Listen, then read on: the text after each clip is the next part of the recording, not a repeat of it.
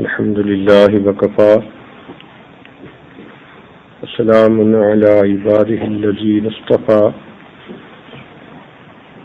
أما بعد أعوذ بالله من الشيطان الرجيم بسم الله الرحمن الرحيم ومن كان يرجو لقاء ربه فليعمل عملا صالحا ولا يشرك بعبادة ربه أحدا سبحان ربك رب العزة عما يصفون وسلام على المرسلين والحمد لله رب العالمين اللهم صل على سيدنا محمد وعلى آل سيدنا محمد وبارك وسلم اللهم صل على سيدنا محمد وعلى آل سيدنا محمد وبارك وسلم اللهم صل على سيدنا محمد وعلى آل سيدنا محمد وبارك وسلم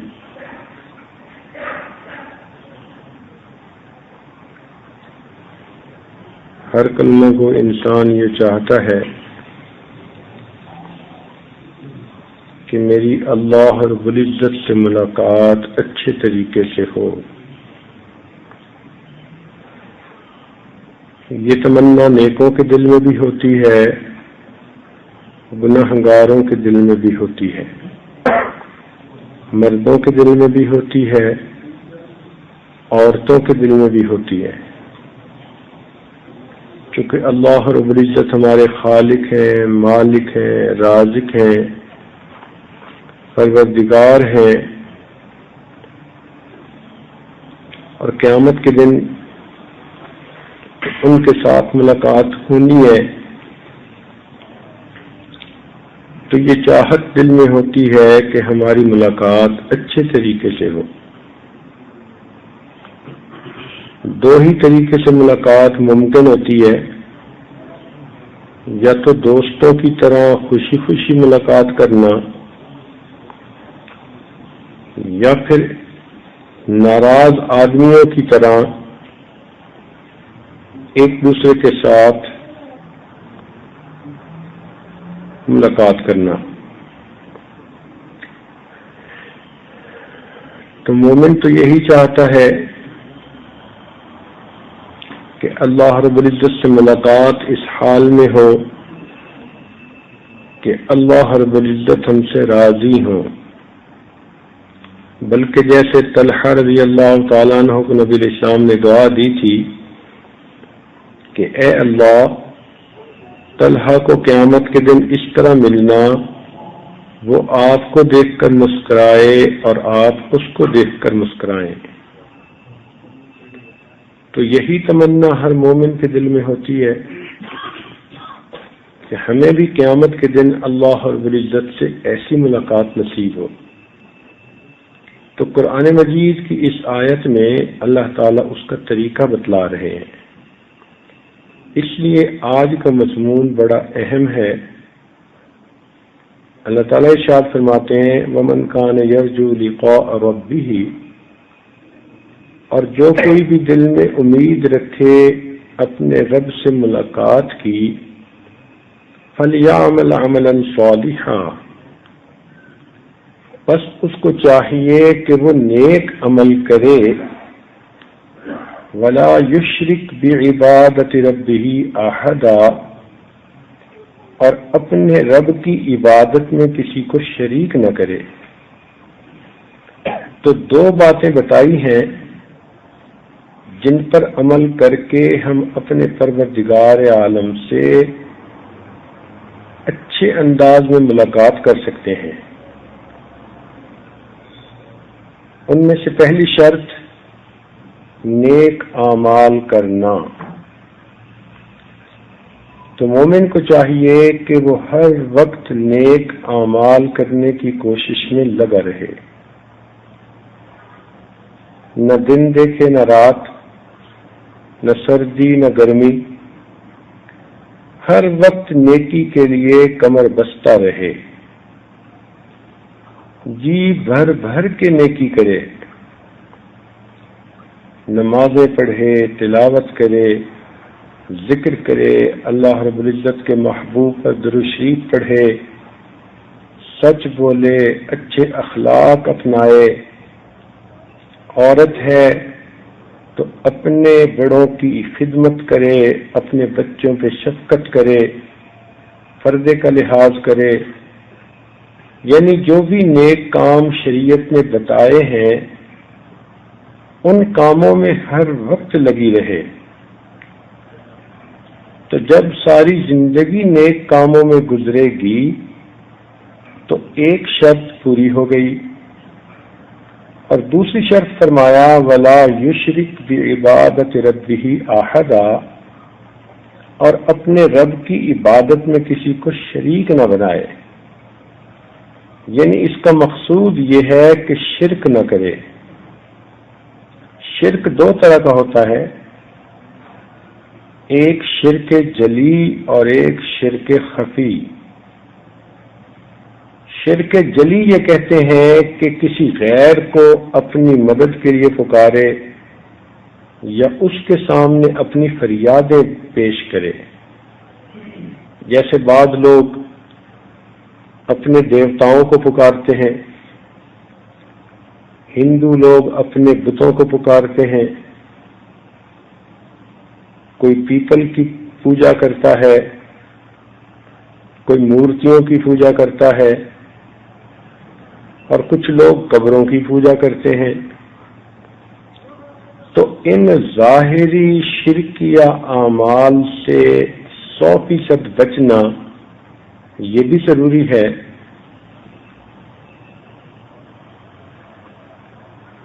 اور دوسری چیز جس سے بچنا مشکل نظر آتا ہے وہ شرک خفی ہے۔ شرک خفی کہتے ہیں چھپا ہوا شرک،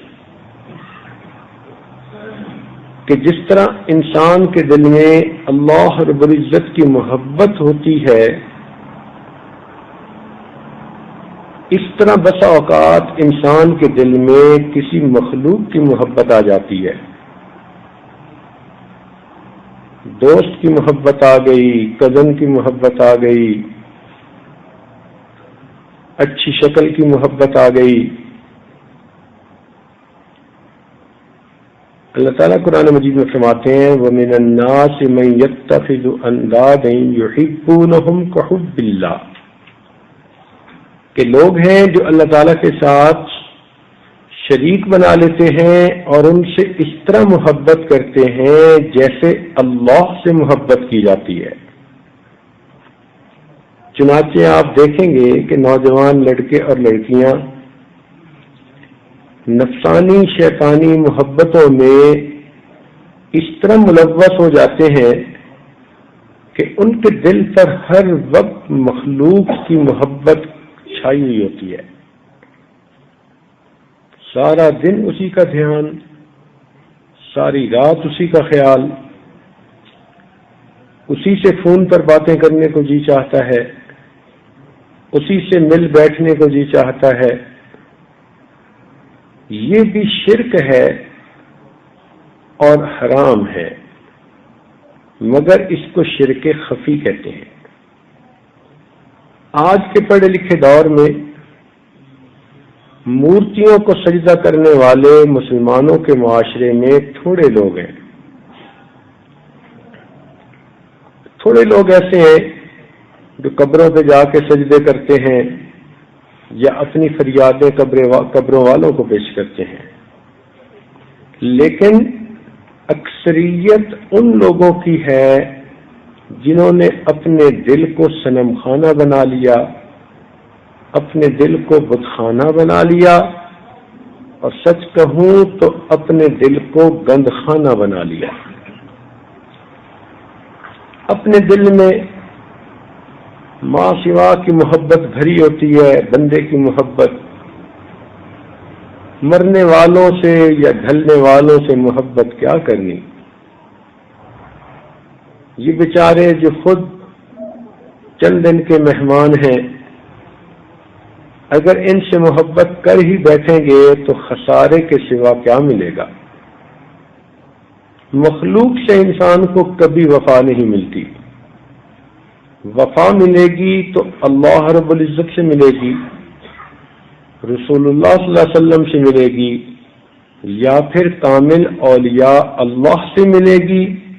اس کے سوا وفا کہیں نہیں مل سکتی. اسی لیے جو اپنے دلوں میں غیر کی محبتوں کو بساتے ہیں، تھوڑے ہی عرصے کے بعد پھر بیٹھے رو رہے ہوتے ہیں، آنسو بہا رہے ہوتے ہیں، روتے روتے تھکتے نہیں. اور پھر کچھ تو ایسے ہوتے ہیں جو خودکشی کی کوششیں کرتے ہیں، مر جانے کی کوششیں کرتے ہیں. کام ہی ایسا کیوں کیا کہ مر جانے کی یوں ضرورت محسوس ہو؟ بے وفاؤں سے دل ہی کیوں لگایا؟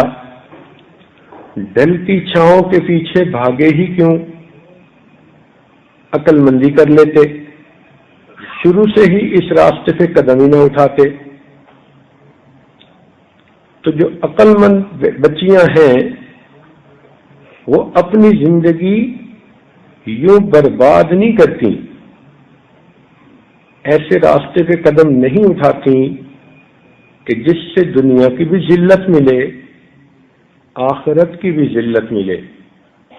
نہ خدا ہی ملا، نہ وصال صنم، نہ ادھر کے رہے نہ ادھر کے رہے. شیطان اور نفس تو یہ چاہتے ہیں کہ انسان برباد ہو، مگر انسان کو اللہ تعالیٰ نے عقل اور سمجھ بھی تو دی ہے. اب آگ جل رہی ہو تو کون ہے جو کوشش کرے کہ میں اس میں چھلانگ لگا دوں؟ ہر بندہ آگ سے دور دور رہے گا. اسی طرح یہ نفسانی محبتوں کی آگ آج چاروں طرف جل رہی ہے. عقل مند عورت کو چاہیے کہ اس آگ سے اپنے آپ کو دور رکھے. ایسی یہ آگ دل میں جلتی ہے کہ چین نہیں آنے دیتی. نہ کھانے کو جی چاہتا ہے، نہ سونے کو جی چاہتا ہے. کبھی کمرے میں چھپ چھپ کے رو رہے ہیں، کبھی بہانوں سے خط لکھ رہے ہیں، فون کر رہے ہیں.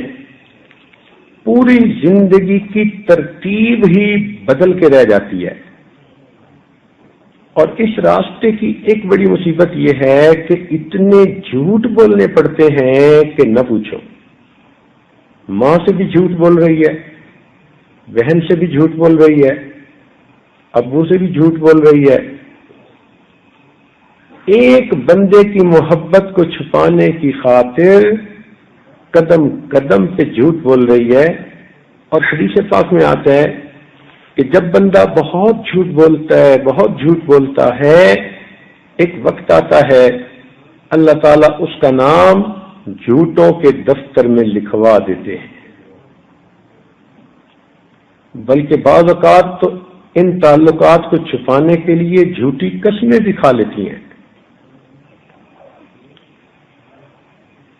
تو ان شیطانی شہوانی لذتوں کے پیچھے آخرت کو برباد کر لینا یہ عقل مند انسان کا کام نہیں ہوتا. دعوت گناہ تو ہر طرف سے ملتی ہے. آج جوان مرد ہو یا جوان عورت ہو، چاروں طرف سے دعوت گناہ ملتی ہے. مگر اس کا یہ مطلب تو نہیں نا کہ انسان خود ہی اس مصیبت کے اندر چھلانگ لگا دے. اب دیکھیں چھری ہاتھ میں ہو تو انسان پھل بھی کاٹ سکتا ہے اور اپنا ہاتھ بھی کاٹ سکتا ہے. مگر کوئی عقل مند لڑکی ایسی نہیں ہوگی جو اپنا ہاتھ کاٹے گی. احتیاط سے کام کرے گی، کہے گی کہ میں سبزی کاٹ رہی ہوں، میں احتیاط سے کام لوں کہیں میری انگلی نہ کٹ جائے. اے بیٹی، اسی طرح تو اس دنیا میں زندگی گزار رہی ہے، وقت کی چھری چل رہی ہے، ایسا نہ ہو کہ تیری عزت کو کاٹ کے رکھ دے. احتیاط کی ضرورت ہے. اسی کا نام تو امتحان ہے، اور یہی مجاہدہ ہے دنیا میں. اسی مجاہدے پر انسان کو اللہ رب العزت کا مشاہدہ نصیب ہوتا ہے. تو دو باتیں ہیں جن کو کرنے سے اللہ رب العزت کے ساتھ قیامت کے دن اس طرح ملاقات ہوگی جس طرح بچھڑے ہوئے دوستوں کی ملاقات ہوتی ہے. پہلا کام فَلْيَعْمَلْ عَمَلًا صَالِحًا، وہ نیک عمل کرے. تو اس لیے پہلے آپ علم حاصل کریں، پھر اس علم پر عمل کرنے کی کوشش کرتی رہیں. تہجد پڑھیں، نمازیں پڑھیں، تلاوت کریں، تسبیحات پڑھیں، لیٹے بیٹھے چلتے پھرتے اللہ رب العزت کا ذکر کریں. نیکی کو پوچھنا نہیں پڑتا، انسان کا دل بتا دیتا ہے. چنانچہ نبی علیہ الصلوۃ والسلام نے ارشاد فرمایا کہ جب کوئی کام کرتے ہوئے تیرے دل کی دھڑکن تیز ہو جائے اور تو اسے لوگوں سے چھپانا چاہے تو یہ علامت ہے کہ تو گناہ کا کام کر رہا ہے. اب دیکھیے کتنی آسان سی پہچان بتا دی. تو اگر کوئی بچی عالمہ نہیں، عام گھر کی زندگی گزار رہی ہے، تو کسی بھی کام کے معاملے میں وہ اپنے دل کے مفتی سے پوچھے. نبی اسلام نے فرمایا استفتق القلب، اپنے دل سے فتویٰ پوچھو. ولو افتاک المفتیون، اگر کسی موقع پر تمہیں مفتی جواب نہ دے سکیں تو تم دل کے مفتی سے جواب پوچھ لیا کرو. تو جب بھی کوئی کام کرتے ہوئے آپ کے دل میں کھٹک پیدا ہو، دل کہے کہ میں برا کر رہی ہوں، دل کہے کہ میں اچھا نہیں کر رہی، دل کہے کہ یہ غلط ہے، اور پھر انسان اس کام کو دوسروں سے چھپانا چاہے، تو جب یہ دو چیزیں مل جائیں تو آپ فیصلہ کر لیں کہ یہ گناہ کا کام ہے. اس گناہ کے کام سے آپ بچنے کی کوشش کریں تو آپ اللہ تعالی کی پیاری بندی بن سکیں گی. تو نیک عمل کرنا اور گناہوں سے بچنا یہ پہلا قدم. اور دوسرا قدم یہ کہ دل میں غیر کی محبت کو داخل ہی نہ ہونے دینا. جو نیک بچیاں ہوتی ہیں، جو سمجھدار بچیاں ہوتی ہیں، وہ جس طرح گھر کے دروازے بند کر کے رکھتی ہیں کہ کوئی چور ڈاکو اچکا نہ اندر داخل ہو جائے، اسی طرح وہ دل کے دروازے بھی بند کر کے رکھتی ہیں اور کسی چور ڈاکو اچکے کو دل میں داخل نہیں ہونے دیتی. چاہے وہ کلاس فیلو کی شکل میں ہو، کزن کی شکل میں ہو، پڑوسی کی شکل میں ہو، رشتہ دار کی شکل میں ہو، کسی شکل میں وہ دل میں داخل ہونا چاہے، آپ دل میں اسے مت داخل ہونے دیں. جس طرح آپ اپنے گھر میں کسی چور کا داخل ہونا برا سمجھتی ہیں، آپ کو خوف آتا ہے کہ میرا مال نہ لٹ جائے، اسی طرح آپ کسی چور کو اپنے دل میں بھی داخل نہ ہونے دیں، ڈرے کہ کہیں میری عزت نہ لٹ جائے. اور یہ ہوتی ایک ہی غلطی ہے، ایک تھوڑی دیر کی غلطی اور پھر ساری عمر کا رونا. تو انسان وہ غلطی ہی کیوں کرے؟ تو یہ دو شرطیں ہیں جو شریعت نے بتائیں کہ ایک تو انسان نیک کاموں میں لگا رہے اور دوسرا اپنے دل میں غیر کی محبت کو آنے ہی نہ دے، جھٹک دے اپنے دل سے ہر غیر کی محبت کو. یہ دل اللہ رب العزت کی گزرگاہ ہے، اللہ تعالیٰ اس پر کسی غیر کی آمد کو پسند نہیں فرماتے. آپ یوں سمجھا کریں کہ ام حبیبہ رضی اللہ تعالی عنہا نے اپنے پیارے محبوب صلی اللہ علیہ وسلم کے بستر پر مشرک باپ کو بھی نہیں بیٹھنے دیا تھا کہ یہ میرے آقا اور میرے سردار کا بستر ہے. تو جس طرح انہوں نے مشرک کو محبوب کی جگہ پر بیٹھنے ہی نہ دیا اگرچہ وہ سگا باپ تھا، اسی طرح یہ آپ کا دل اللہ رب العزت کا گھر ہے، اس میں آپ کسی بھی غیر محرم کے تصور کو داخل بھی نہ ہونے دیں. اپنے آپ کو اس منحوس محبت سے بچا کے رکھیں. یہ عشق نہیں، یہ فسق ہے. اس سے اپنے آپ کو بچائیں، آپ کو دنیا آخرت کی سعادتیں مل جائیں گی.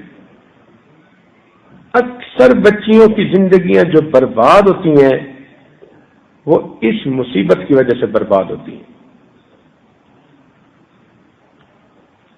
عورت کی زندگی میں اس سے بڑی غلطی اور کوئی نہیں ہو سکتی. اس سے بڑا بلنڈر عورت کوئی نہیں کمٹ کر سکتی کہ وہ غیر محرم کو اپنی زندگی میں داخل ہونے کی اجازت دے دے. تو اس لیے نیک بیویاں جس طرح اپنے مال کی حفاظت کرتی ہیں، اپنی جان کی حفاظت کرتی ہیں، اس سے بڑھ کر وہ اپنی عزت آبرو کی حفاظت کرتی ہیں. آپ کے پاس کروڑوں روپے ہو جائیں، یہ دولت چھوٹی ہے، لیکن آپ کے پاس جو پاک دامنی کی دولت ہے وہ اس سے بھی زیادہ قیمتی ہے. اس دولت کی طرف کسی کو آنکھ اٹھا کے بھی نہ دیکھنے دیں. کسی کو جرت ہی نہ ہو سکے کہ وہ آپ کی طرف آنکھ اٹھا کے دیکھے یا للچائی ہوئی نظر دیکھے. جب تک آپ ڈھیلی نہیں ہوں گی اس وقت تک کوئی آپ کی طرف آنکھ اٹھا کے دیکھ بھی نہیں سکتا. تو اس معاملے میں آپ سخت رہیں، پکی رہیں، مضبوط رہیں اور کسی کو اس طرح سوچ کا موقع بھی نہ دیں، چاہے وہ قریبی رشتہ دار ہے، چاہے وہ کوئی ہے. اس معاملے میں کسی کی کوئی رعایت نہیں. اس کو کہتے ہیں البغض فی اللہ، اللہ کے لیے بغض رکھنا. تو الحب للہ، اللہ کے لیے محبت کرنا. اپنی ماں سے محبت کریں، اپنے ابو سے محبت کریں، اپنے بھائی سے، اپنی بہن سے، نیک بیویوں سے محبت کریں. یہ الحب للہ پہ آپ نے عمل کر لیا. اور غیر محرم سے آپ اپنے دل کے اندر دشمنی رکھیں، یہ البغض فی اللہ ہے. اور جب تک دونوں پر عمل نہیں کریں گی آپ کا ایمان کامل نہیں ہوگا. نہ نرم پڑنے کی ضرورت ہوتی ہے، نہ اچھے اخلاق دکھانے کی ضرورت ہوتی ہے غیر محرم کو، نہ میٹھے بول سنانے کی ضرورت ہوتی ہے، نہ اس سے تعریفیں سننے کی ضرورت ہوتی ہے. آج کل کی لڑکیاں تعریف کی اتنی بھوکی ہوتی ہیں کہ انسان حیران ہوتا ہے. بے وقوف قسم کے لڑکے دو چار تعلیفی کلمے کہہ دیتے اور یہ خوشی سے پھولی نہیں سماتی، اپنے آپ کو کوئی شے سمجھنے لگ جاتی ہیں. اتنی بڑی غلطی کر لیتی ہیں کہ جس کی برائی بیان ہی نہیں ہو سکتی. تعریف وہ جو آپ کے پروردگار قیامت کے دن آپ کی کریں گے. دنیا کے کسی بندے نے کہہ دیا تو کیا ہوا، آپ یہ سوچا کریں کہ اللہ کرے میں اتنی اچھی بن جاؤں کہ گھر میں ہوں تو میرے والد میرے بھائی میری تعریفیں کرے، اور جب میں شادی کے بعد اپنے گھر میں جاؤں تو میرے خاوند میری تعریفیں کرے۔ ان کے سوا مجھے کسی کی تعریف کی بات سننی نہیں۔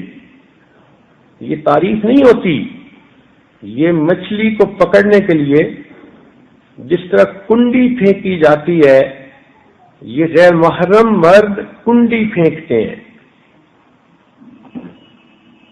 تو پڑھی لکھی سمجھدار بچی وہ کیوں مچھلی کی طرح اس میں پھنستی ہے؟ تو اس لیے چاہیے کہ اس طرف سے بے طمع ہو جائیں۔ کوئی غیر آپ کی تعریف کرے، آپ کو زہر چڑھنی چاہیے، آپ کی طبیعت میں غصہ آنا چاہیے۔ یہ کون ہے جو میرے متعلق بات کر رہا ہے؟ اس کو جرأت کیسے ہوئی؟ جب یہ جذبات آپ کے اندر ہوں گے تو پھر آپ کے مالک و خالق آپ سے راضی ہو جائیں گے۔ تو ہر وقت یہ سوچا کریں کہ کوئی غلطی نہ ایسی میں کر بیٹھوں کہ جس کی وجہ سے اپنے مالک کے دیدار سے محروم ہو جاؤں۔ تو قیامت کے دن انسان دو طرح سے اللہ کے سامنے پیش ہوں گے۔ کچھ لوگ ہوں گے جو اللہ تعالیٰ سے اس طرح ملیں گے جس طرح دو بچھڑے ہوئے دوست مدتوں کے بعد ایک دوسرے کو ملتے ہیں تو اتنی گرم جوشی سے ملتے ہیں کہ ان کا محبت پوری نہیں ہوتی، خوش ہو کے دیکھ رہے ہوتے ہیں، بار بار ایک دوسرے کو گلے لگا رہے ہوتے ہیں۔ تو یوں سمجھیے کہ جس طرح بچھڑے ہوئے دوست ایک دوسرے کو ملے، اس طرح نیک لوگ قیامت کے دن اپنے پروردگار کو ملیں گے۔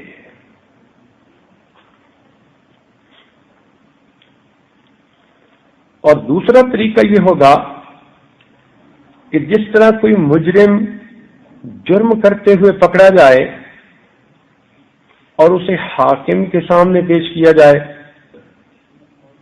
تو جو حالت اس مجرم کی ہوتی ہے، ندامت بھی ہوتی ہے، شرمندگی بھی ہوتی ہے، ڈر اور خوف بھی ہوتا ہے، پتہ نہیں کیا سزا ملے گی، اور اسے اس حاکم کا غصہ بھی دیکھنا ہوتا ہے۔ تو جس حالت میں یہ مجرم اس حاکم کے سامنے پیش ہو رہا ہوتا ہے، اسی طرح یہ گناہگار بندی قیامت کے دن اپنے پروردگار کے سامنے پیش کی جائے گی۔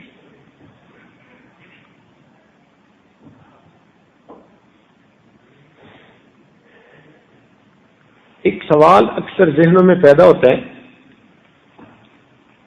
کہ انسان عمل کرنے میں سست کیوں ہو جاتا ہے، نیکی کرنے میں سست کیوں ہو جاتا ہے، غفلت کیوں برتتا ہے؟ تو اس کی وجہ ہوتی ہے محبت اور خوف میں کمی ہونا۔ اس کی وجہ ہوتی ہے محبت میں اور خوف میں کمی ہونا۔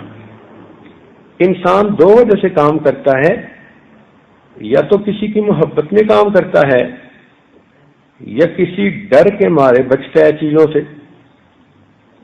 تو نیک بندہ اللہ رب العزت کی محبت کی وجہ سے نیکیاں کرتا ہے اور اللہ کی ناراضگی کے خوف کی وجہ سے گناہوں سے بچتا ہے۔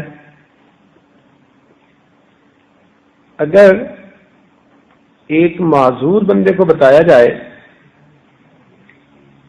کہ اگر صبح سحری کے وقت اٹھ کر تم مسجد میں پہنچو گے تو آج 1,000 ڈالر تقسیم کیے جائیں گے، تو آپ دیکھیں گی کہ وہ معذور جو چل کے آ بھی نہیں سکتا، سواری بھی نہیں، وہ گھسٹ گھسٹ کے فجر کے وقت مسجد میں پہنچا ہوا ہوگا، کیونکہ اس کو کچھ ملنے کی امید ہے۔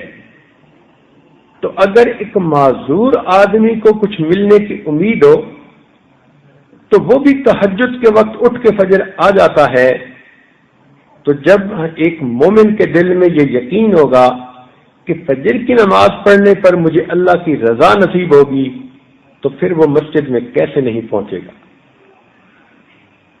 تو پہلی چیز محبت ہے، چاہت ہے، جو بندے کو گھسٹ گھسٹ کے بھی مسجد میں آنے پہ مجبور کر رہی ہے۔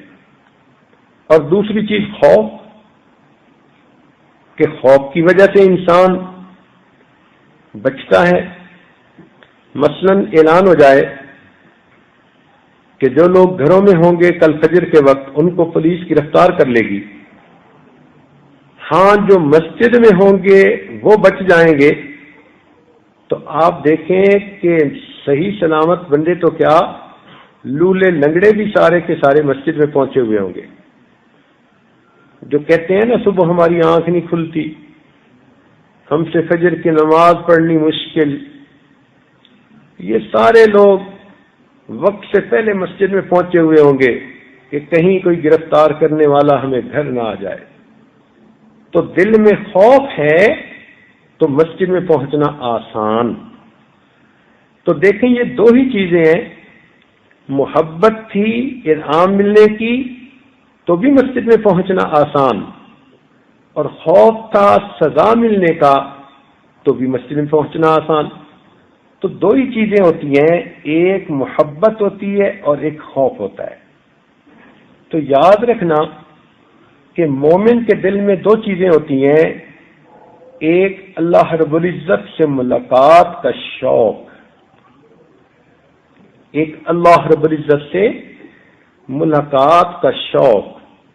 یہ ملاقات کا شوق ایسی نعمت ہے کہ اس کی وجہ سے انسان دوڑ دوڑ کے نیکیاں کرتا ہے، بھاگ بھاگ کے نیکیاں کرتا ہے، نیکی کر کر کے تھکتا ہے اور تھک تھک کے پھر نیکیاں کرتا ہے۔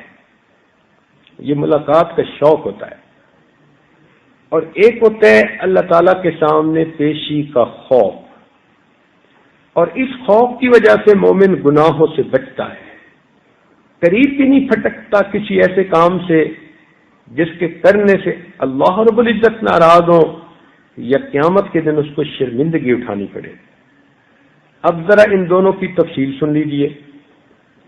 پہلی چیز ہے اللہ تعالیٰ سے ملاقات کا شوق۔ جب بھی محبوب سے ملاقات کی امید ہو، انسان بخوشی اس کے لیے تیار ہوتا ہے۔ عورتیں اس چیز کو اچھی طرح سمجھتی ہیں۔ بالفرض آپ کا خاوند 5 سال ہوئے بیرون ملک گیا ہوا تھا، اور 5 سال کے بعد وہ آپ کے گھر آ رہا ہے، تو اب آپ بتائیں کہ آپ اس کے لیے کتنی تیاریاں کرتی ہیں۔ 1 ہفتہ پہلے گھر صاف ہو رہا ہوتا ہے، کپڑے دھل رہے ہوتے ہیں، بچوں کو نہلا رہی ہوتی ہیں، خوشی خوشی سب کو بتا رہی ہوتی ہیں کہ فلاں تاریخ کو میرے میاں گھر آ رہے ہیں، اور اپنے دل کے اندر شوق مچل رہا ہوتا ہے، وقت دن گن رہی ہوتی ہیں، اور اس دن گھڑی دیکھ رہی ہوتی ہیں کب فلائٹ اترے گی، کب ہم ان کو لینے جائیں گے، کب وہ گھر آئیں گے، کب ہم مل کے بیٹھیں گے، اکٹھا کھانا کھائیں گے، میں انہیں یہ باتیں بھی سناؤں گی، یہ بھی بتاؤں گی۔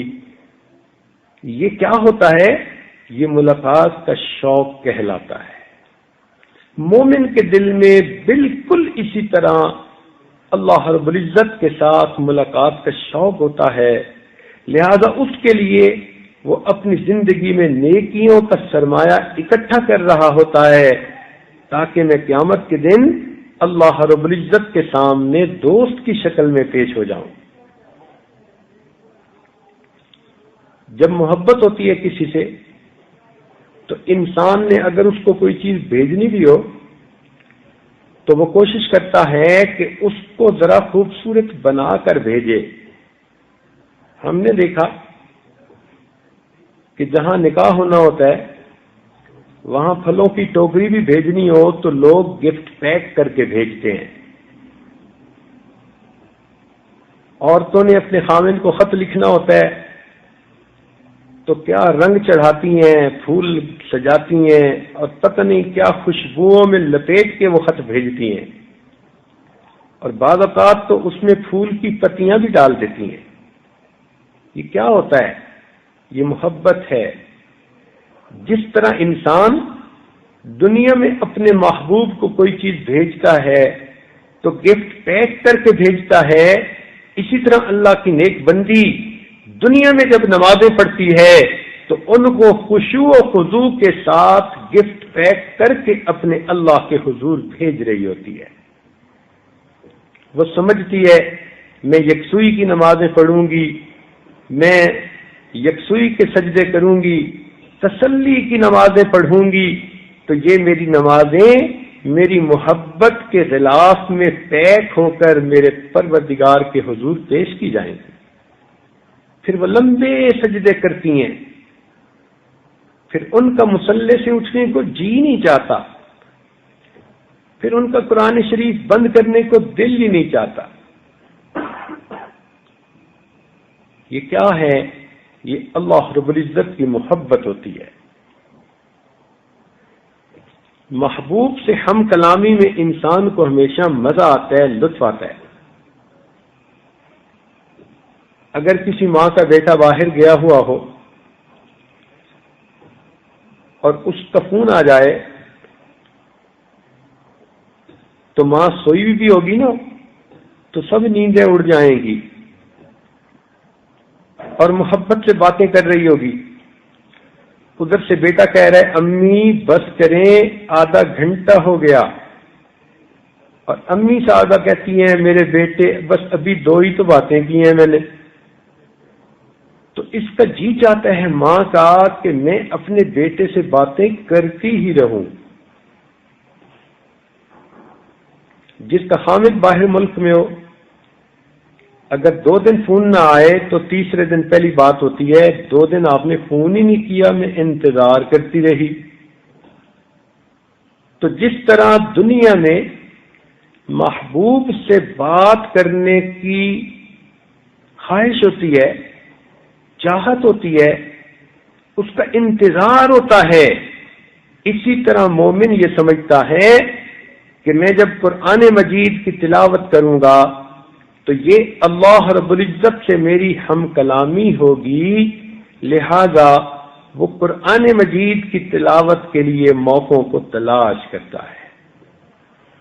نیک بیویاں گھر کے کاموں کو جلدی سمیٹتی ہیں، بس میں جلدی سے کاموں سے فارغ ہو جاؤں، میں کپڑے دھو لوں، میں کچن سے فارغ ہو جاؤں، میں بچوں کو تیار کر لوں تاکہ میں مصلی پہ بیٹھ کے تسلی کے ساتھ قرآن پڑھ لوں، میں نمازیں پڑھ لوں۔ یہ نماز حقیقت میں اللہ تعالیٰ سے ملاقات ہے۔ حدیث پاک میں آتا ہے کہ مومن آدمی جب نماز پڑھتا ہے اور کہتے الحمدللہ رب العالمین، تو اس کے جواب میں اللہ تعالیٰ فرماتے ہیں حمدنی عبدی، میرے بندے نے میری تعریفیں کی۔ تو دیکھیں سورہ فاتحہ کی ایک ایک آیت پر اللہ تعالیٰ کی طرف سے جواب آتا ہے، تو یہ ہم کلامی کے مزے ہوتے ہیں۔ اس لیے ہمیشہ نماز پڑھنے کا شوق ہوتا ہے مومن کو، تلاوت کا شوق ہوتا ہے، مصلی پہ بیٹھنے کا شوق ہوتا ہے۔ آپ ایک بات بتائیں کہ آپ کے خامد پردیس میں ہیں اور انہوں نے آپ کو مہینے کا خرچہ بھیجنا ہوتا ہے، تو منی آرڈر وصول کرنے کا آپ کو کتنا انتظار رہتا ہے کہ جی پیسے ختم ہو گئے، خرچہ کم ہو گیا، اور میاں نے میرے اکاؤنٹ میں پیسے بھیجنے تھے، پتہ کروا رہی ہوں آئے ہی نہیں۔ تو کتنا انتظار ہوتا ہے کہ مجھے منی آرڈر وصول ہو جائے۔ جس طرح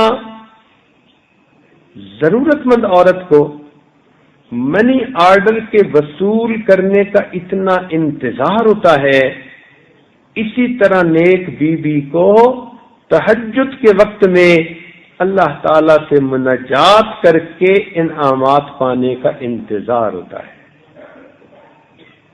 لہذا وہ کتنی تھکی ہوئی کیوں نہ ہو، تہجد کے وقت اٹھ بیٹھتی ہے، وضو کر کے اپنے رب کے سامنے پھر دامن پھیلاتی ہے اور خوب جی بھر کے مانگتی ہے۔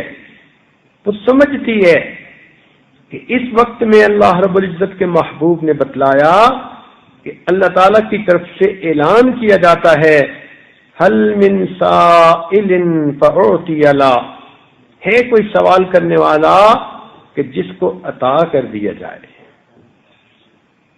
تو یہ مومنہ عورت اس وقت بیٹھی اپنے رب سے خوب خوب دعائیں مانگ رہی ہوتی ہے۔ یہ کیا نعمت ہے؟ یہ اللہ رب العزت سے ملاقات کا شوق ہوتا ہے۔ ایک بزرگ کے بارے میں آتا ہے کہ رات بستر پر لیٹتے اور نیند نہ آتی تو کروٹیں بدل کے اٹھ جاتے اور کہتے اللہ تیری ملاقات کے شوق نے تو میری نیندیں ہی اڑا دی۔ جن کو انتظار ہوتے ہیں نا کہ فون آنا ہے میاں کا، ان کو پھر راتوں کو نیندیں نہیں آیا کرتی، وہ پھر 2 بجے بھی فون آنا ہو تو اس وقت تک جاگ رہی ہوتی ہیں۔ اسی طرح نیک بیویاں تہجد کے وقت میں اٹھنے کی پابندی کرتی ہیں۔ ہمارے اکابر کا یہ حال تھا کہ ان کے حالات زندگی میں لکھا ہے کہ ان کو رات کے اندھیرے کا اس طرح انتظار ہوتا تھا کہ رات آئے گی تو ہم تہجد پڑھیں گے، اللہ سے ہم کلامی کریں گے۔ تو ان کو رات کے اندھیرے کا اس طرح انتظار ہوتا تھا جس طرح دلہا کو اپنی دلہن سے ملنے کے لیے رات کا انتظار ہوتا ہے۔ سید فاطمہ زہرا رضی اللہ تعالیٰ عنہ کے بارے میں آتا ہے، سردیوں کی لمبی رات میں 2 رکعت کی نیت باندھی، تلاوت کرتے ہوئے اتنا لطف آیا، اتنا مزہ آیا کہ قرآن پڑھتی رہی۔ جب سلام پھیرا تو دیکھا کہ صبح صادق تو بہت ہی قریب ہے، تو دعا کے لیے ہاتھ اٹھائے اور رونے بیٹھ گئیں اور یہ دعا مانگی، اللہ میں نے تو 2 ہی رکعت کی نیت باندھی تھی، تیری راتیں کتنی چھوٹی ہیں، میری 2 رکعت میں تیری پوری رات ختم ہو گئی۔ ان کو راتوں کے چھوٹے ہونے کا شکوہ ہوتا تھا، وہ چاہتی تھی اور لمبی رات ہوتی، ہم اپنے رب کی عبادت میں گزار دیتے۔ سیدہ عائشہ صدیقہ رضی اللہ تعالیٰ عنہ کے بارے میں آتا ہے، پوری ایک رات انہوں نے تہجد میں 1 آیت پڑھ کر گزار دی، وَبَدَا لَهُم مِّنَ اللَّهِ مَا لَمْ يَكُونُوا يَحْتَسِبُونَ، بار بار اس آیت کو پڑھتی رہیں حتیٰ کہ پوری رات مکمل ہو گئی۔ ہم لوگ بھی پہلے باتیں جب پڑھا کرتے تھے تو ان کو سمجھنا ذرا مشکل ہوتا تھا، لیکن ایک مرتبہ ہم نے کسی بچے کو دیکھا، وہ منہ ہی چلائے جا رہا ہے، 5 منٹ 10 منٹ آدھا گھنٹہ وہ محفل میں بیٹھا، اس کا منہ چلتا ہی چلا جا رہا ہے۔ تو پھر ہم نے اس سے پوچھا بھئی خیر تو ہے؟ کہنے لگا جی ایک نئی چیز آئی ہے، اس کا نام ہے چنگم، اور اس کو منہ میں جتنا چباتے ہیں اتنا ہی مزہ زیادہ آتا ہے۔ تو مجھے فوراً یہ خیال آیا کہ جس طرح چنگم کو بار بار چبانے سے ہمیں مزے آتے ہیں، اللہ والوں کو تہجد میں اللہ کے قرآن کی ایک آیت کو بار بار پڑھنے سے یوں مزے آ رہے ہوتے ہیں۔ نبی علیہ الصلوۃ والسلام نے دیکھا عائشہ صدیقہ رضی اللہ تعالی عنہ بیٹھی ہوئی درہم و دینار دھو رہی ہیں۔ پوچھا حمیرہ کیا کر رہی ہو؟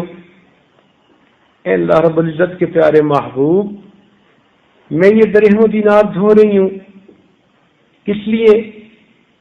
اے اللہ کے محبوب، میں نے آپ ہی سے یہ بات سنی کہ جب کوئی انسان اللہ تعالیٰ کے راستے میں اپنا مال صدقہ دیتا ہے کسی سائل کو، تو یہ مال سائل کے ہاتھ میں پہنچنے سے پہلے اللہ رب العزت کے ہاتھوں میں پہنچ جاتا ہے۔ جب سے میں نے یہ سنا میں اپنے پیسوں کو دھو کے دیتی ہوں، میرے مالک و خالق کے ہاتھوں میں صاف پاک مال پہنچ جائے۔ جب محبت ہوتی ہے تو یوں انسان اپنے نیک اعمال کو محبت کے غلاف میں لپیٹ کے بھیجتا ہے۔ دل چاہتا ہے سب کچھ قربان کر دے اپنے محبوب کے لیے، اور یہی اللہ کی نیک بندیوں کی خوبی ہوتی ہے۔ چنانچہ سیدہ خنسا رضی اللہ تعالیٰ عنہ ایک صحابی ہیں، 4 بیٹے تھے، چاروں کو نصیحت کرتی تھیں کہ بیٹا جب تم بڑے ہونا تو اللہ تعالیٰ کے راستے میں تم جہاد کرنا اور شہید ہو جانا۔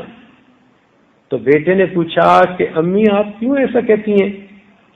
فرمانے لگی بیٹے میں اس لیے کہتی ہوں کہ کل قیامت کے دن جب اعلان ہوگا شہیدوں کی مائیں کہاں ہیں تو مجھے اپنے مالک و خالق کے سامنے اس وقت پیش ہونے کی سعادت نصیب ہو جائے گی۔ یہ نیک مائیں تھیں جو گود میں پلنے والے بچوں کو بھی اس طرح دین کی خاطر قربانیوں کے لیے تیار کر رہی ہوتی تھی۔ حدیث پاک میں آتا ہے ایک مرتبہ نبی علیہ الصلوۃ والسلام نے جہاد کے لیے تیاری کے اعلان فرما دیا۔ مدینہ طیبہ کے ہر گھر میں تیاری ہو رہی ہے، عورتیں اپنے محرم مردوں کے سامان تیار کر رہی ہیں، ان کی گٹھڑیاں باندھ رہی ہیں، ان کے اوزار ان کو تیار کر کے دے رہی ہیں، ہر گھر میں تیاری ہو رہی ہے۔ ایک مدینہ طیبہ کا گھر ایسا ہے جہاں پر ایک نوجوان عورت بیٹھی ہوئی رو رہی ہے، اس لیے کہ اس کا خامد پہلے جہاد میں شہید ہو گیا۔ گھر میں کوئی محرم مرد نہیں، یہ ہے اور اس کا ایک چھوٹا دودھ پیتا بیٹا ہے۔ اب یہ بیٹے کو گود میں لے کر بیٹھی آنسو بہا رہی ہے، اے کاش میرے گھر میں کوئی محرم مرد ہوتا، آج میں بھی نبی علیہ السلام کی آواز پر لبیک کہتی اور میں بھی اس کو تیار کر کے بھیجتی۔ کافی دیر روتی رہی، پھر اس کے دل میں خیال آیا تو اس نے اپنے بچے کو اپنے سینے سے لگایا اور روتی ہوئی مسجد نبوی میں پہنچ گئی۔ اللہ رب العزت کے محبوب تشریف فرما تھے، وہاں آ کر اس نے اپنے بیٹے کو نبی علیہ السلام کی گود مبارک میں ڈال دیا۔ تو آقا نے پوچھا کہ یہ بچہ گود میں کیوں ڈالا؟ تو وہ اللہ کی نیک بندی کہتی ہے اے اللہ کے محبوب آپ میرے اس بیٹے کو جہاد کے لیے قبول فرما لیجئے۔ تو نبی علیہ السلام نے حیران ہو کر فرمایا کہ یہ چھوٹا بچہ جہاد میں کیسے جا سکتا ہے؟ تو آگے سے کہتی ہے اے اللہ کے محبوب جس مجاہد کے پاس ڈھال نہ ہو یہ میرا بچہ اس کے حوالے کر دے تاکہ جب وہ میدان جہاد میں جائے اور دشمن تیروں کی بارش برسائے تو وہ تیروں سے بچنے کے لیے میرے بیٹے کو آگے کر دے، میرا بیٹا دشمن کے تیروں کو روکنے کے کام آ سکتا ہے۔ یہ کیا نعمت تھی، اللہ رب العزت سے ملاقات کا شوق، اللہ کی محبت ان کو سب کچھ قربان کرنے کے لیے آمادہ کر دیتی تھی۔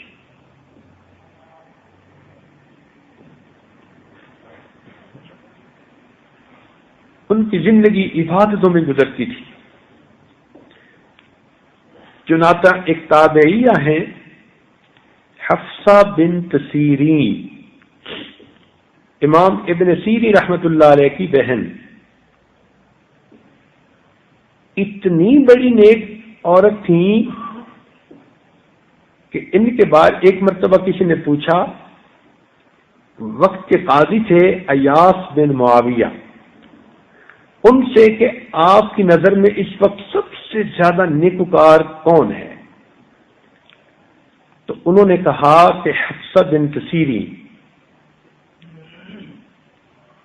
اس نے کہا کہ کیا حسن بصری سے بھی زیادہ؟ تو وہ فرمانے لگے کہ اگر میری رائے پوچھو تو میں حفصہ بنت سیرین کو حسن بصری پہ بھی فضیلت دیتا ہوں۔ گو کہ حسن بصری رحمت اللہ علیہ کا مقام بہت اونچا تھا، مگر اتنا تو اندازہ ہوتا ہے نا کہ یہ کتنی نیک تھی. ان کے بارے میں آتا ہے کہ انہوں نے گھر میں ایک مسجد سی بنائی ہوئی تھی جس کو مسجد بیت کہتے ہیں. جیسے آج عورتوں نے گھروں میں ایک کمرہ بنایا ہوتا ہے عبادت کا. یہ 35 سال اس مسجد میں اعتکاف کی نیت سے زندگی گزار گئی. کوئی ضرورت ہوتی وضو کی یا کوئی اور تو باہر آتی اور باقی وقت وہیں بیٹھ کر اللہ کا قرآن پڑھتی یا پڑھاتی رہتی. تو اللہ کی نیک بندی اور اپنے زندگی کے 35 سال اعتکاف میں گزار دیے. اور آج تو 10 دن کا اعتکاف مصیبت ہوتا ہے، 3 دن کا اعتکاف مشکل ہوتا ہے.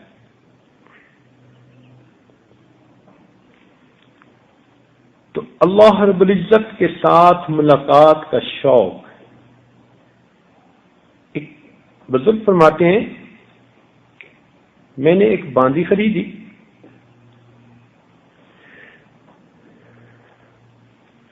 جو کمزور سی تھی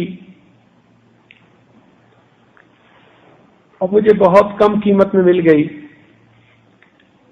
سارا دن وہ میری خدمت میں مشغول رہی. جب رات آئی تو میں سو گیا. اچانک جو میری آنکھ کھلی تو میں نے دیکھا کہ وہ مصلی پہ بیٹھی تہجد پڑھ رہی ہے. تہجد پڑھنے کے بعد اس نے دعا مانگی، اے میرے پروردگار، آپ کو مجھ سے محبت رکھنے کی قسم، اے پروردگار آپ کو مجھ سے محبت رکھنے کی قسم. وہ کہتے ہیں کہ جب میں نے یہ سنا تو میں نے اسے ٹوکا، اے لڑکی یوں مت کہو بلکہ یوں کہو، اللہ مجھے آپ سے محبت رکھنے کی قسم. کہتے ہیں جب میں نے یہ بات کہی تو غصے میں آ گئی اور کہنے لگی کہ کیا میں تو یوں ہی کہوں گی، اے اللہ آپ کو مجھ سے محبت رکھنے کی قسم، اس لیے کہ اگر اس کو مجھ سے محبت نہ ہوتی تو مجھے یوں راتوں کو نہ جگاتا اور آپ کو یوں میٹھی نیند نہ سلاتا. آپ کو جو سلا دیا اور مجھے مصلی پہ بٹھا دیا، یہ اس بات کی دلیل ہے کہ اسے مجھ سے محبت ہے.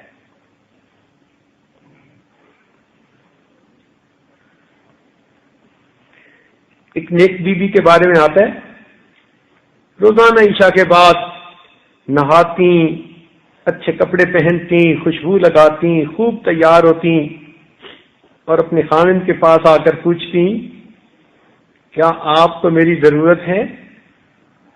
اگر وہ کہتے ہاں تو اپنے میاں کے ساتھ رات گزارتی، اور اگر وہ کہتے نہیں مجھے سونا ہے تو یہ مصلی پہ جا کر کھڑی ہو جاتی اور پوری رات اپنے پروردگار کے ساتھ ہم کلامی میں گزار دیتی.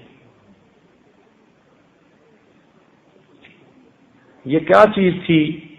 اللہ رب العزت سے ملاقات کا شوق. چنانچہ ایک مرتبہ حسنین کریمین بیمار ہو گئے، سیدنا حسن رضی اللہ تعالیٰ عنہ اور سیدنا حسین رضی اللہ تعالیٰ. دونوں شہزادوں کو بخار آ گیا، اترتا ہی نہیں تھا. چنانچہ سیدنا علی رضی اللہ عنہ اور سیدہ فاطمہ الزہرا رضی اللہ تعالیٰ عنہ دونوں نے نیت کر لی، منت مان لی، نظر مانی، اللہ ہمارے ان بچوں کا بخار دور ہو جائے تو ہم 3 روزے رکھیں گے.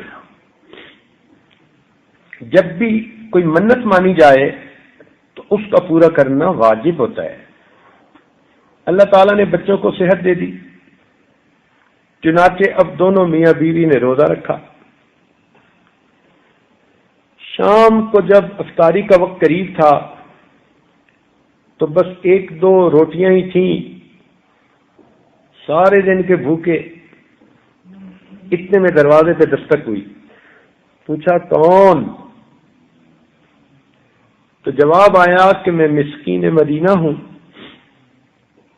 اس دروازے کو دیکھ کر آیا ہوں کہ یہاں سے خالی نہیں جاؤں گا، بھوکا ہوں، سائل ہوں، مجھے کچھ اللہ کے نام پہ دے دیں۔ میاں بیوی نے سوچا ہم بھوکا رہ جائیں گے لیکن اللہ کے نام پر مانگنے والے سائل کو خالی نہیں جانے دینا چاہیے، چنانچہ انہوں نے جو کھانا تھا تھوڑا سا وہ اٹھا کر سائل کو دے دیا، پانی سے افطار کیا اور پانی سے ہی روزہ رکھا۔ دوسرا دن پھر بھوکے رہے۔ جب اگلے دن افطاری کا وقت آیا، کچھ تھوڑا سا کھانا تھا جو افطاری میں دونوں نے کھانا تھا، پھر دروازے پہ دستک ہوئی۔ پوچھا کون؟ کہ میں یتیم مدینہ ہوں، میرا کوئی بھی نہیں، بھوکا ہوں، اس لیے آیا ہوں کہ اللہ کے نام پر آپ مجھے کچھ دے دیں۔ میاں بیوی 2 دن کے بھوکے تھے، سوچنے لگے اس نے اللہ کے نام پر مانگا ہے، ہم بھوک برداشت کر لیں گے، اپنا کھانا دے دیتے ہیں۔ چنانچہ کھانا دے دیا اور دوسرے دن بھی پانی سے افطار کیا اور سحری بھی پانی کے ساتھ کی، اور تیسرا دن بھی بھوک کی حالت میں گزرا، کوئی لقمہ ان کا پیٹ میں نہیں گیا۔ اب 3 دن اگر متواتر بندہ بھوکا رہے پھر تو انسان کو دن میں تارے نظر آنے شروع ہو جاتے ہیں۔ جب اس دن افطاری کا وقت آیا تو کچھ تھوڑا سا کھانا تھا، میاں بیوی نے سوچا کہ چلو آج تیسرا دن ہے، افطار کر لیں گے، لیکن پھر دروازے پر دستک ہوئی۔ پوچھا کون؟ کہنے لگا ایک اسیر ہوں، بھوکا ہوں، اس لیے آیا ہوں کہ مجھے اللہ کے نام پر آپ کچھ دے دیں۔ میاں بیوی نے سوچا اگرچہ ہم 3 دن کے بھوکے ہیں، ہم بھوک کو برداشت کر لیں گے، اس نے محبوب حقیقی کے نام پر مانگا، ہم اسے کیسے خالی جانے دیں، اپنا کھانا اٹھا کر دے دیتے ہیں۔ رب کریم کو ان کی یہ محبت اتنی پسند آئی، اللہ تعالیٰ نے اس واقعے کو قرآن کا حصہ بنا دیا، فرمایا وَيُطْعِمُونَ الطَّعَامَ عَلَى حُبِّهِ مِسْكِينًا وَيَتِيمًا وَأَسِيرًا۔ وہ بھوک تو ان کی ختم ہو گئی ہوگی، لیکن قیامت تک جب قرآن پڑھا جائے گا اللہ کی محبت میں ان کا یہ صدقہ کرنا اس واقعے کو تازہ کیا جائے گا۔ یہ کیا چیز ہوتی ہے؟ اللہ تعالیٰ سے ملاقات کا شوق ہوتا ہے، پھر انسان اللہ تعالیٰ کے نام سے ہر چیز قربان کرنے کے لیے تیار ہو جاتا ہے۔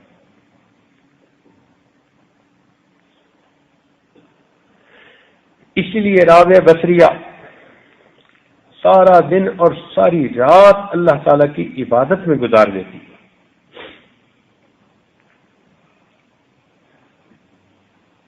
آج کی کوئی خاتون یہ نہ سمجھے کہ آج کے زمانے میں رابعہ بصریہ کی طرح کوئی زندگی نہیں گزار سکتی۔ انہوں نے تو شادی نہیں کی تھی، اس لیے ان کو دن رات مصلی پہ بیٹھ کے اپنے رب کو منانا پڑا۔ آپ تو خوش نصیب ہیں، آپ کی شادی ہے، میاں ہے، بچے ہیں، آپ اگر ان کی خدمت میں اپنا دن گزاریں گی اور جو وقت فارغ ہوا اس کو اللہ کی یاد میں گزاریں گی اور گناہوں سے کامل طور پر بچیں گی تو ممکن ہے اللہ تعالیٰ قیامت کے دن آپ کو رابعہ بصریہ کے ساتھ جگہ عطا فرما دے۔ تو یہ چیز ہے جس کو کہتے ہیں اللہ رب العزت سے ملاقات کا شوق۔ اس کی وجہ سے پھر انسان دوڑ دوڑ کے نیکیاں کرتا ہے اور نیکی کر کر کے تھکتا بھی نہیں ہے۔ دوسری چیز ہے اللہ تعالی سے کے سامنے پیشی کا خوف، کہ دل میں یہ ڈر ہو کہ میں نے کوئی گناہ نہیں کرنا، ایسا نہ ہو کہ جب میں اللہ تعالیٰ کے سامنے پیش کی جاؤں تو مجھے اس وقت شرمندگی ہو۔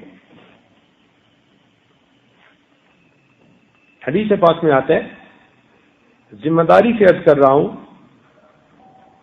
کہ جو عورت دنیا میں بے پردہ گلی بازاروں میں پھرتی ہوگی، غیر محرموں کے سامنے آتی ہوگی، قیامت کے دن جب یہ عورت اللہ رب العزت کے سامنے پیش کی جائے گی تو اس کا جو لباس ہوگا وہ اتر جائے گا اور اللہ تعالیٰ اپنی رحمت کی نظر اس سے ہٹا لیں گے۔ اس وقت اس کو محسوس ہوگا، کاش میں اپنا سر ننگا نہ کرتی، میں چہرہ ننگا نہ کرتی اور آج اللہ تعالیٰ کی رحمت والی نگاہوں سے محروم نہ ہوتی۔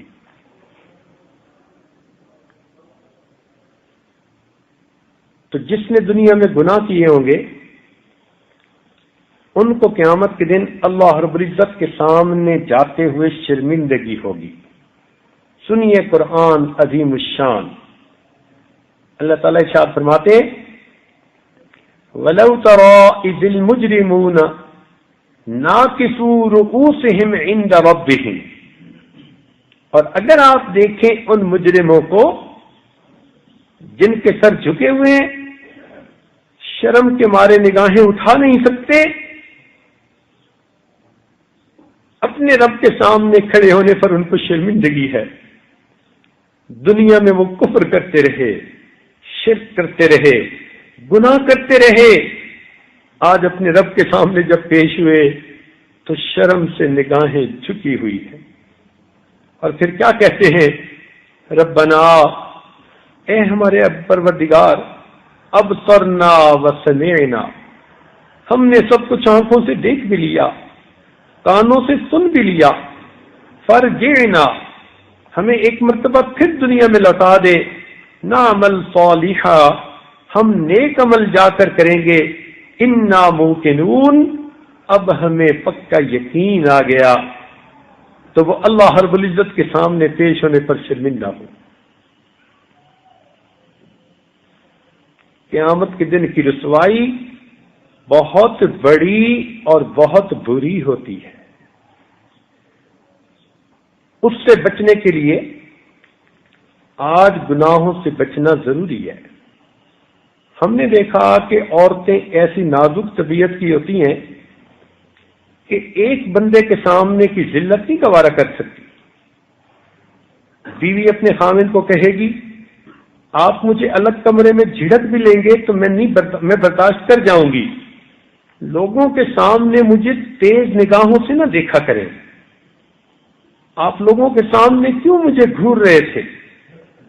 تو دیکھیں، لوگوں کے سامنے خاوند کا تیز نظروں سے دیکھنا بھی اسے تیر کی طرح لگتا ہے۔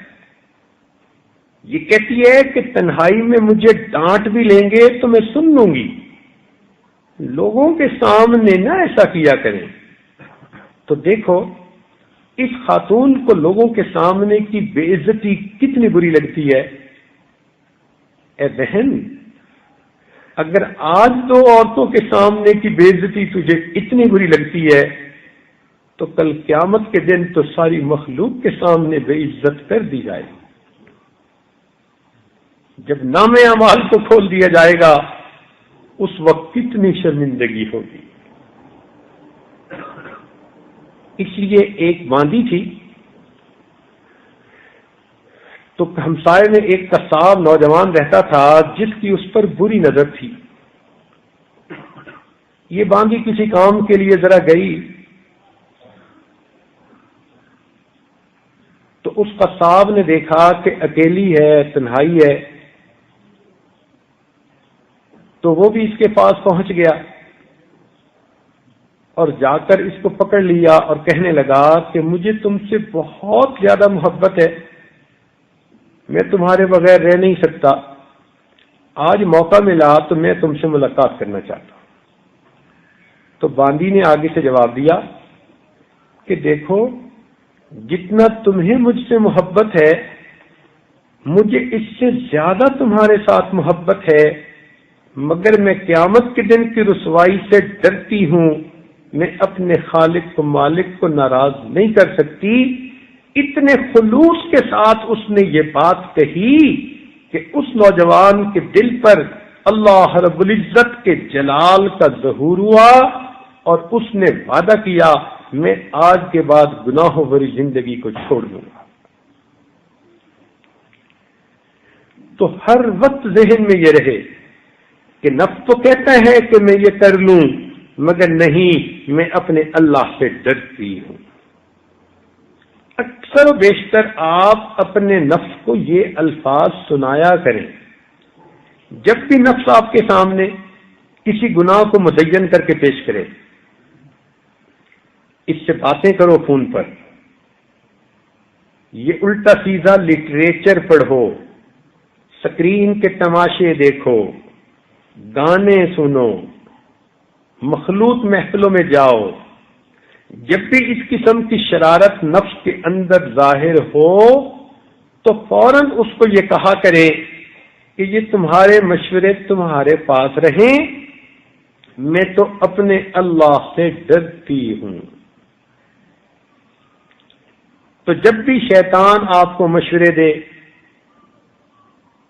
نفس آپ کو مشورے دے، یا کسی انسان کی شکل میں چھپا ہوا شیطان آپ کو مشورے دے کہ آپ مجھے بہت اچھی لگتی ہیں، تو آپ ہمیشہ آگے سے کہا کریں میں اپنے اللہ سے ڈرتی ہوں، میں قیامت کے دن اپنے رب کے سامنے مجرمہ بن کے پیش نہیں ہونا چاہتی، میں نہیں چاہتی کہ میں قیامت کے دن اللہ کے سامنے جاؤں اور اللہ تعالیٰ میری طرف سے اپنا چہرہ ہی پھیر لے۔ قیامت کے دن کی ذلت بہت بڑی اور بہت بری ہے۔ آج تو ہم 2 کلو کا بوجھ نہیں اٹھا سکتے اپنے سر پہ، قیامت کے دن یہ گناہوں کے جو پہاڑوں جیسا بوجھ ہوگا یہ ہم اپنے سر پہ کیسے اٹھائیں؟ تو اللہ تعالیٰ کے سامنے پیشی کا خوف ہو طبیعت میں۔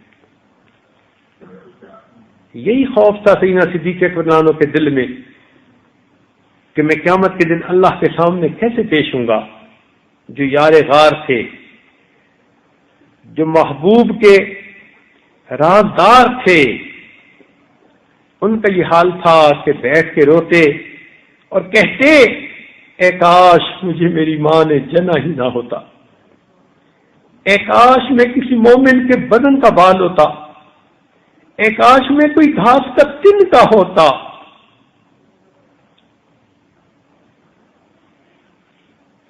سیدنا عمر رضی اللہ عنہ کے بارے میں آتا ہے کہ نبی علیہ السلام نے ان کے بارے میں فرمایا لو کان بعدی نبیا لکان عمر، اگر میرے بعد بالفرض کوئی نبی آنا ہوتا تو عمر کو اللہ نے وہ صفات دی تھیں کہ یہ نبی ہوتے تھے۔ اور ایک حدیث پاک میں فرمایا کہ عمر جس راستے سے گزرتا ہے شیطان اس راستے کو ہی چھوڑ جاتا ہے۔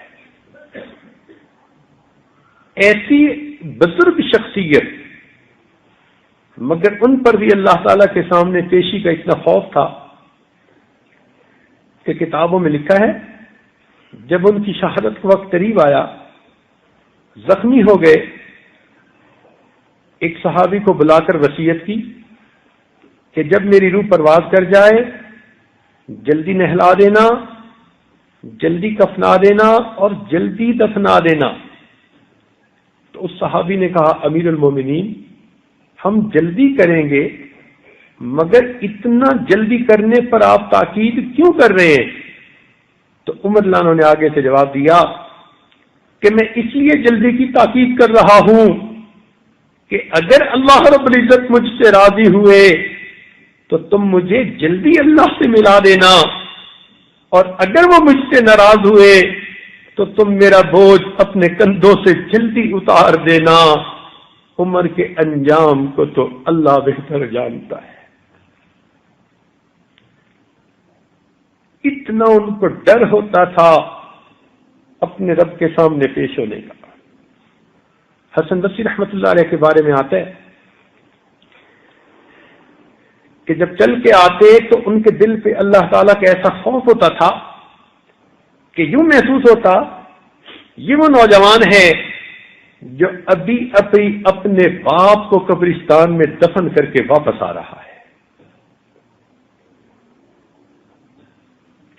رابعہ بصریہ کے سامنے کسی نے بھنا ہوا گوشت پیش کیا، بھنا ہوا مرغا پیش کیا، تو رابعہ بصریہ نے اسے دیکھا تو رونے لگ گئی۔ اس نے پوچھا اماں کیوں رو رہی ہو؟ کہنے لگی بیٹا مجھ سے تو یہ مرغا ہی اچھا۔ انہوں نے پوچھا وہ کیسے؟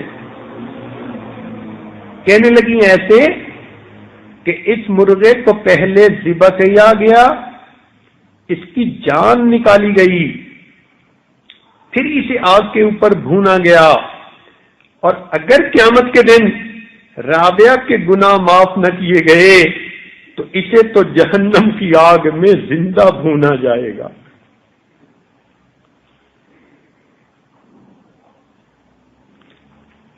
عبداللہ ابن مبارک رحمۃ اللہ علیہ بہت بڑے محدث ہیں۔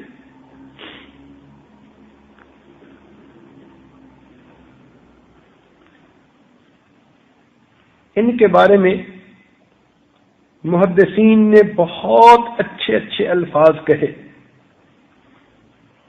بلکہ ایک محدث نے تو یہاں تک لکھا کہ میں نے عبداللہ ابن مبارک کے زندگی کے دن رات کو کئی سال تک دیکھا، مجھے ان کی زندگی میں اور صحابہ کرام کی زندگی میں کوئی فرق نظر نہیں آتا سوائے ایک فرق کے کہ صحابہ نے نبی علیہ السلام کا دیدار کیا تھا اور انہوں نے نبی علیہ السلام کا دیدار نہیں کیا، باقی زندگیوں میں کوئی فرق نظر نہیں آتا۔ ایسی زندگی، ان کا یہ حال کہ جب درس حدیث دیتے تو 40,000 طلباء ایک وقت میں ان کا درس سنتے۔ ساؤنڈ سسٹم تو ہوتا نہیں تھا، تو یہ جب حدیث پڑھاتے تو لوگ ان کی حدیث سن کر آگے پہنچاتے، وہ آگے پہنچاتے جیسے مکبر ہوتے ہیں نماز میں، تو اسی طرح لوگ ان کی حدیث کو آگے سناتے۔ تو کتابوں میں لکھا ہے ایک مرتبہ ان لوگوں کی تعداد جو مکبر سے گنی گئی تو ان کی تعداد 1200 نکلی۔ تو 1200 بندے اگر حدیث کو آگے سنا رہے ہیں تو مجمع کتنا بڑا ہوگا؟ تو 40 ہزار لوگوں کو ایک وقت میں حدیث سناتے تھے۔ اتنے بڑے شیخ جب ان کی وفات کا وقت قریب آیا تو اپنے شاگردوں کو کہا کہ مجھے چارپائی سے اٹھا کر نیچے زمین پہ لٹا دو۔ شاگرد تو پہلے جھجک گئے، دوبارہ حکم دیا، چنانچہ انہوں نے زمین پر لٹا دیا۔ نیچے قالین تو ہوتے نہیں تھے، مٹی تھی۔ شاگردوں کی چیخیں نکل گئیں۔ کیا دیکھتے ہیں کہ عبداللہ ابن مبارک رحمت اللہ علیہ اپنے سفید بالوں کو، داڑھی کو پکڑ کر اپنا رخسار زمین سے رگڑ رہے ہیں اور یہ دعا کر رہے ہیں اللہ عبداللہ کے بڑھاپے پر رحم فرما۔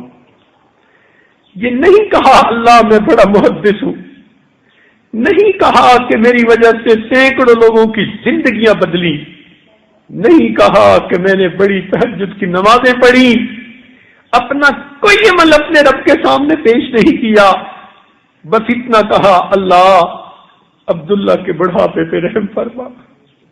سفید بالوں کو پکڑ کے اس کی لاج رکھنے کے لیے فریاد کر رہے ہیں۔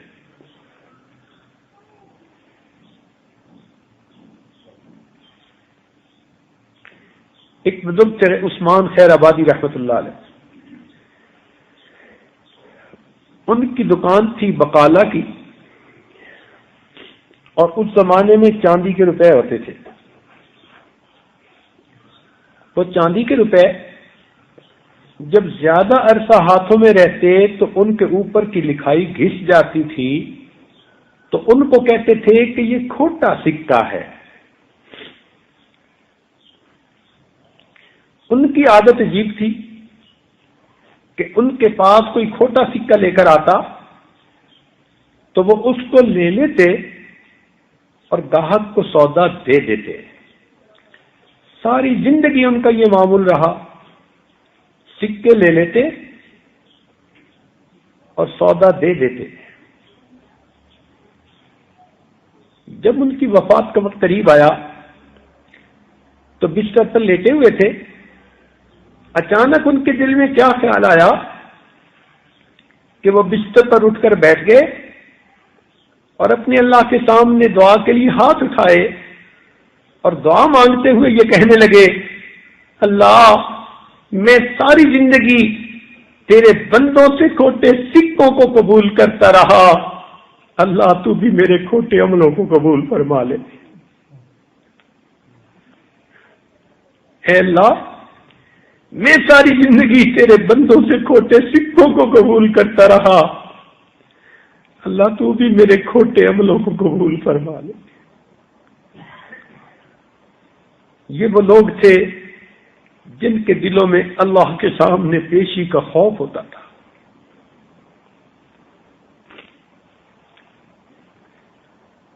اس لیے علامہ اقبال نے شعر لکھا، تو غنی از ہر دو عالم من فقیر.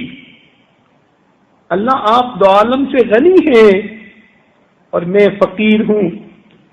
روز محشر عذرہائے من پذیر. اللہ قیامت کے دن میرے عذروں کو قبول کر لینا، گر تمہیں بینی حسابم ناگزیر. اللہ اگر آپ یہ فیصلہ کر لیں کہ میرا حساب ضرور ہی لینا ہے، از نگاہ مصطفیٰ پنہا بگیر. اللہ مصطفیٰ کریم کی نگاہوں سے میرا حساب اوجھل لینا، مجھے ان کے سامنے شرمندگی نہ ہو. میرے آقا مدنی کیا کہیں گے، یہ میری کیسی بیٹی تھی، دنیا میں بے پردہ پھرتی رہی، اپنی عزت و ناموس کو لٹاتی پھری، اپنے خاوند کے ساتھ خیانت کرتی پھری، فرض نمازوں کو چھوڑتی رہی، حرام حلال کی کوئی پرواہ نہیں کرتی تھی. اس نے میرے تہجد کے آنسوؤں کی لاج نہ رکھی. وہ میرے بارے میں کیا سوچیں گے.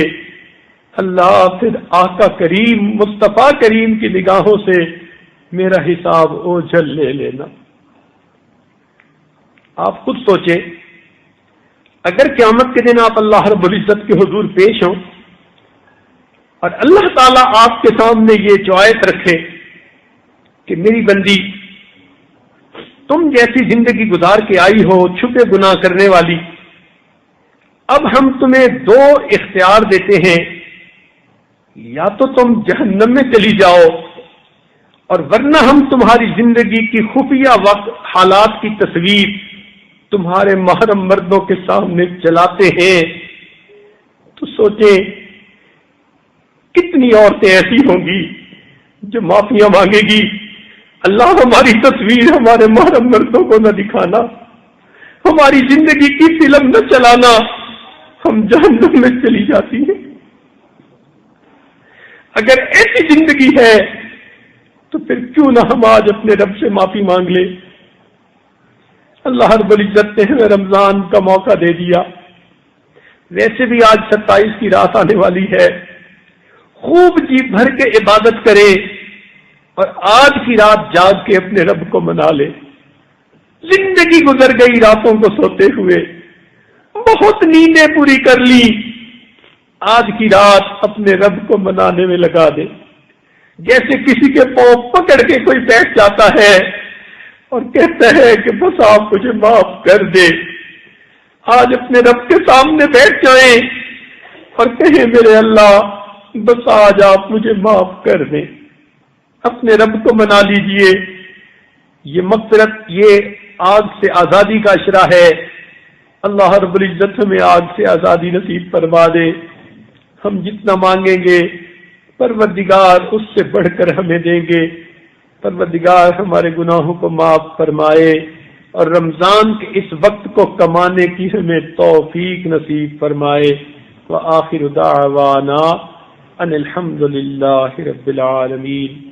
تھوڑی دیر کے لیے مراقبہ کر لیجئے، آنکھوں کو بند کر لیجئے، سر کو جھکا لیجئے. دنیا اور جو کچھ دنیا میں ہے اس سے ہٹ کٹ کے اللہ تعالی کی یاد میں ڈوب جائیے.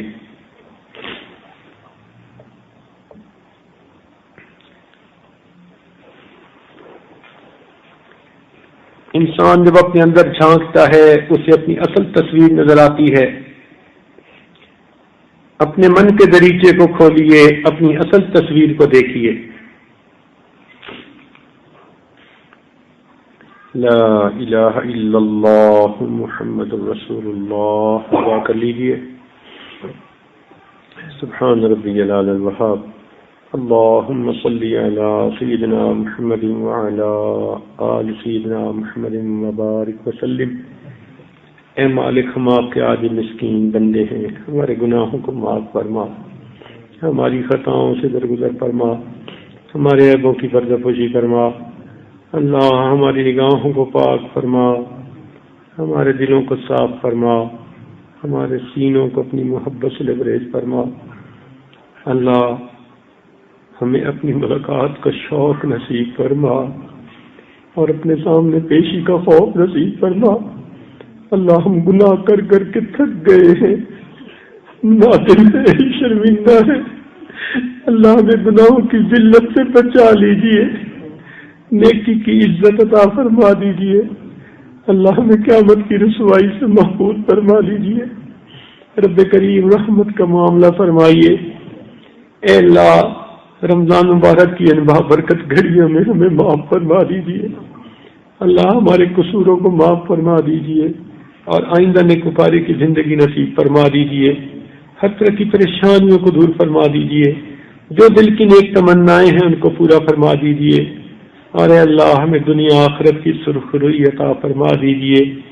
اے اللہ جنہوں نے دعاؤں کے لیے کہا ان کی بھی نیک حاجات کو پورا فرما دیجیے. رب کریم جو مانگا وہ بھی عطا فرما، جو مانگنا چاہیے تھا ہم نہیں مانگ سکے ہمیں وہ بھی عطا فرما. ربنا تقبل منا انک انت السمیع العلیم تب علینا انک انت التواب الرحیم. صلی اللہ تعالی علی حبیبہ سیدنا محمد وآلہ واصحابہ اجمعین برحمتک یا ارحم الراحمین. آج کی رات 27 کی رات ہے. اپنے محرم مردوں کو تاکید کے ساتھ مسجد میں بھیجیں تاکہ وہ یہاں کی نصیحت بھی سنیں اور اجتماعی دعا میں بھی شریک ہوں. کیا معلوم کس کے دل سے نکلی ہوئی دعا اللہ کے ہاں قبول ہو اور اس کی برکت سے اللہ پورے مجمع کی دعا قبول کر لیں. تو اس کو غنیمت سمجھتے ہوئے آج کی رات کو گھروں میں بھی عبادت میں گزاریں اور اپنے محرم مردوں کو مسجدوں میں بھیجیں. اللہ تعالی ہماری پریشانیوں کو دور فرما دے. عورتوں کی اجتماعی دعا انشاءاللہ 29 رمضان کی مجلس میں ہوگی. تو اس وقت آپ تاکید کے ساتھ اپنی جوان بچیوں کو، چاہے وہ سکول جاتی ہیں یا کہیں اور جاتی ہیں، تاکید کے ساتھ لے کر آئیں تاکہ آخری محفل کی دعاؤں میں